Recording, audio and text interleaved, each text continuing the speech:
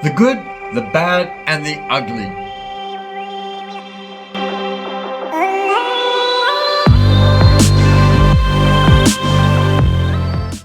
We want to learn from the good people, we want to work for the good companies, and we want to really focus on that side. But there's also the bad and the ugly, and working for a bad company can teach us how to create better systems and better ideas for our own companies or our own investments on how not to go down the wrong path. And that's what today's book review is all about. In today's book review, we are looking at Drexel Burnham and Mike Milken, and we are looking at the book Predator's Ball by Connie Bruck. And this book is brilliant because it really paints a picture of the 1980s and how things can go so horribly wrong so quickly.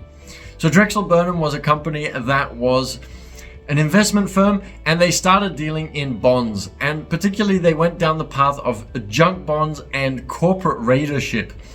And while this was something that was very new and something very interesting at the time, it ended up being not so good, and a line was crossed. The interesting thing is that a lot of us think that it's very easy for us to not cross that line, but it's really challenging to not cross a line like that. So it's very important to make sure that you learn these lessons. There's a lot of examples of companies where people are doing the right thing and things get a little out of hand, and all of a sudden decisions are made that cross you across the line, and it's the emotions that play into it, and it's not really something that is as easy to control as you might think.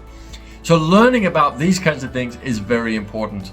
But another important thing is to realize the people behind the stories. And I find the psychology fascinating when you read books like this, looking at the evil, the crossing of lines, and the bad and the ugly, I suppose. Because in a way, these people also had a purpose behind what they were doing. And a great example of looking behind the facade is the fact that there were also brilliant things that Mike Milken was doing, who's one of the main people in this story, in this saga, I suppose. He was able to, he had some really brilliant things, really. He used to have meetings, and people would come and ask him certain questions, and he would tell them that no, he couldn't answer their question right now, even though it was something that was pressing to the other person. He would say, no, look, I have my thinking time. My thinking time is at around 4 or 4:30 in the morning, I think.